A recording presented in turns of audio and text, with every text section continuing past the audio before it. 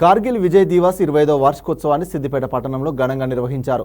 ఈ వార్షికోత్సవాన్ని DCP Mallareddy private school యాజమాన్యాలతో కలిసి BGR చౌరస్తా నుంచి పాత బస్టాండ్ అంబేద్కర్ సర్కిల్ వరకు విద్యార్థులతో కలిసి ర్యాలీ చేపట్టారు.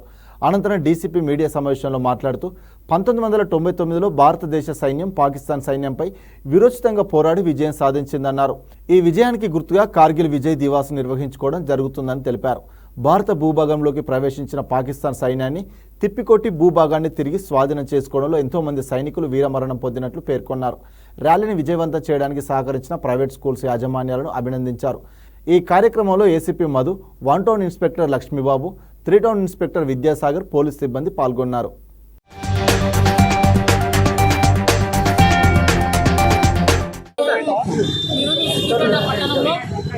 ప్రైవేట్ స్కూల్ యాజమాన్యాలు కార్గిల్లో మరణించినటువంటి అమరవీరులకు జోహార్లు తెలుపుతూ ర్యాలీని బీజేఆర్ చౌరస్తా నుండి ఓల్డ్ బస్ స్టాండ్ వరకు నిర్వహించడం జరిగింది. దీంట్లో మా పోలీస్ శాఖ తరఫున సిపి అనురాధ మేడం ఆదేశానుసారం మేము ఇక్కడ పాల్గొనడం జరిగింది. ఈ కార్యక్రమాన్ని ఏర్పాటు చేసినటువంటి ప్రైవేట్ స్కూల్ యాజమాన్యానికి ప్రత్యేక ధన్యవాదాలు మా పోలీసు చెప్తున్నాము. 20 సంవత్సరాల క్రితం విరోచితంగా పోరాడి దేశ రక్షణ కోసం, సమగ్రత కోసం ప్రాణాలకు జవాన్లకు